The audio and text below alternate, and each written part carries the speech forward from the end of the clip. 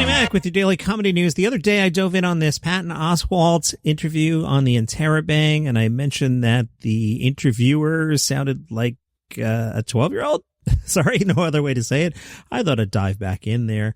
The interviewer said, "Hey, Patton, congratulations on being picked up for your 4th season. I'm so excited to watch it. What's it like working with the entire cast?" Patton said, "Everyone on the cast is amazing. Glenn Howerton is fantastic, and all 3 of the women who play the teachers have been doing shows out of Chicago and are improv geniuses. And we completely lucked out with a cast of actors and actresses that play the students because they're all just incredible. I can't believe how lucky we are." Are you guys watching AP Bio? I was like sort of watching it when it was on NBC. I'm not watching it while it's on Peacock. Peacock hasn't grabbed me yet. And if I do watch Peacock, I have the version with commercials, which is a major turn off for me. Team Hulu, hashtag Team Hulu. But I don't dislike it. I don't know. I guess when I see Glenn Howerton, I'm like, can you just do more Philly episodes? The Interrobang said, "You were in one of the greatest shows ever. You were the video store clerk on Seinfeld." Patton: "That was my very first TV acting gig." "Your firsts are very impressive." "I'm very, very lucky." "When you were first starting in comedy, were there established comedians or actors who saw your talent and helped you along the way?" "The comedians who helped me were always my peer group of friends who kept me honest. They'd tell me to write better stuff, and they truly made comedy exciting and fun for me. I think that when you have that kind of attitude, people see that you really like what you're doing, and that makes them want to keep working with you. There's that common theme that after you work with Larry David and Jerry Seinfeld, you went on to work with Jerry Stiller on King of Queens. I always talk about a Mount Rushmore of comedians, but Jerry Stiller is above Mount Rushmore." Patton: "He and Ann Mira created so much. I love his delivery, how it could be very angsty and unsmooth, and his ability to play confusion and rage while being his own worst enemy. I just loved. He was such a genius. I remember doing a scene where it starts with him walking into the room saying, 'Hello, Douglas,' and the way he said it received such a huge laugh that it actually threw the scene off. There's always just a sense that something weird and great was about to come out of his head, and we were all so excited to be there, you know?" From Deadline, this sounds kind of cool. Showtime has landed a development deal for a single-camera comedy project created by writers Moshe Kasher and Jermaine Fowler. Moshe's really great. Jermaine's cool too, but I really like Moshe. Now listen to this. The untitled comedy is set in 1997. The description: in South Central Los Angeles, the heart of West Coast gangster rap, a group of teenage social outcasts attempt to solve the mystery of the murder of their hero, Biggie Smalls. That sounds like a good time.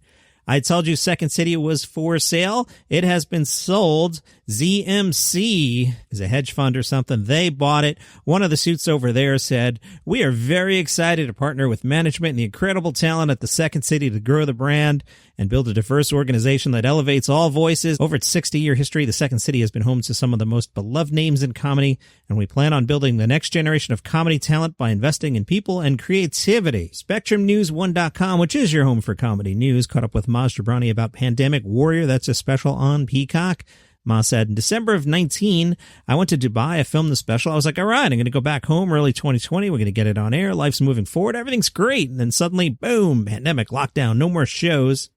Rather than scrap the project, he decided to realign the concept to incorporate comedy and life as he knows it during the pandemic, resulting him in renaming the special and adding an intro and outro addressing the current state of affairs. Maz said, "I added about 3 or 4 minutes at the beginning where I'm doing my show the way I've been doing it under lockdown, basically in a closet, and I remind people this is the world we're in now, and then I say, let's go watch the special I filmed. And then at the end, I come back and I do a few more minutes of closet comedy, and thus, Pandemic Warrior." Norman Lear has been named as the 3rd recipient of the Carol Burnett Award. That will be presented at the 2021 Golden Globes on February 28th. The Carol Burnett Award was started in 2019. Guess who won the first Carol Burnett Award? Can you guess? You're probably like, oh, it's probably like Tina Fey or Amy Poehler. Nope. The very first winner of the Carol Burnett Award was Carol Burnett. What? What are we doing? The award aims to honor those who have made outstanding contributions to television on or off the screen. So yeah, I guess Carol Burnett would be a great choice for the Carol Burnett Award. By the way, I am proud. I didn't get to tell you guys. I won the 2021 Johnny Mac Award. Norman Lear, in case you're not familiar, has a great track record. He is the creator of All in the Family, The Jeffersons, Good Times, Sanford and Son, Maude, One Day at a Time, and many others. That's pretty good. Norman Lear is 98 years old. Steven, this is Clem Fandango. Can you hear me? If you're laughing at that, you know what it is. It's Matt Berry Sunday. This might be the last Matt Berry Sunday unless Vulture writes another one of these. If you are new to Matt Berry Sunday, Vulture has been writing about Matt Berry. Who's Matt Berry? You know him. He's the British vampire in What We Do in the Shadows. If you're hip to Britcoms, he's in a bunch of things. You should be watching the IT Crowd. You should be watching Toast of London. And then you will laugh every time I say, Stephen, this is Clem Fandango. Can you hear me? Somebody out there's laughing. The Americans are like, what? Why is that funny? Vulture writes, Matt Berry should be absorbed into the Star Wars universe via The Mandalorian on Disney+. I'm down. I'm so down with that idea. This is not only something we would enjoy, it's also legally required at this point in his career. Every accomplished British actor must, as a formal recognition of their celebrity, be presented to American audiences via a Harry Potter, a Game of Thrones, or a Star Wars. Since two of those are no longer much of an option, The Mandalorian is the obvious choice and moral imperative. Berry's performances embody a playful gravitas that makes him a perfect fit for the Star Wars universe, a place where very serious things happen in a way that can still be fun for kids. And while Berry has rarely delivered performances entirely suitable for children, The Mandalorian offers a rougher, decidedly more mature post-Empire galaxy that has more in common with the Wild West than either the Democratic Republic of the prequels or Palpatine's fascist theocracy. It's also expansive as the Star Wars universe has ever been, blah, blah, blah. I mean, I love Star Wars, but that's not why you're here. It shouldn't even be up for debate whether Berry has the range to play the kind of weathered space veteran that would exist in The Mandalorian. For one thing, he has already fought Luke Skywalker and acted opposite Rey. There are some links there. How do I share a link with you during a podcast? I guess I'll click on them. Fought Luke Skywalker. Click. Oh, yeah. Mark Hamill was on What We Do in the Shadows. I forgot. I should have known that one. You guys are probably screaming at your headphones. Acted opposite Rey. Let me click on that. Daisy Ridley was on Toast of London. I didn't recognize her. Back to Vulture. But as this is real serious journalism, we must provide you with a firmer proof of concept. Matt Berry, in Year of the Rabbit, as Detective Inspector Rabbit, has a distinctive facial scar that, for all we know, could have come from a lightsaber.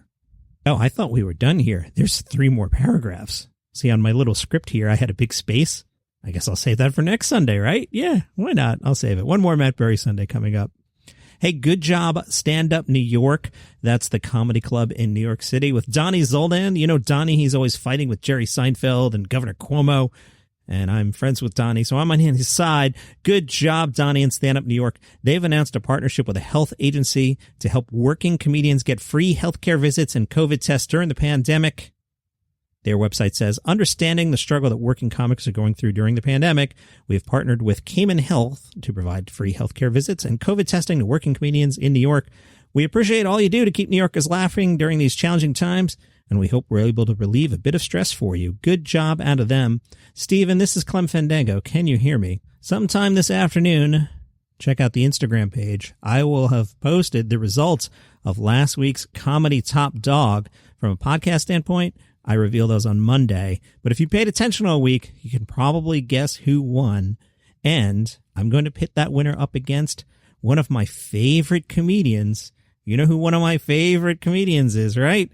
Talked about that person recently. That's probably next week's matchup. So jump on Instagram sometime on Sunday afternoon and look for the graphic, or come back tomorrow and I'll just tell you who it is as we battle out comedy's top dog. I'm looking forward to next week.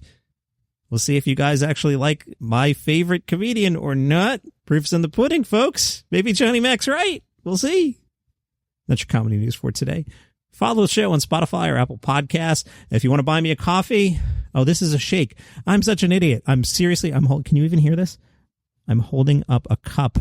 I usually have an iced coffee in the studio. This is not an iced coffee. This is a breakfast shake that I made. Why don't I edit these things out? Because I'm amusing myself. So I apparently don't have a coffee. One of you is going to have to go to buymeacoffee.com/dailycomedynews and buy me one, or I'm just going to have to keep drinking breakfast shakes because I can't shake on mic easily. See you tomorrow.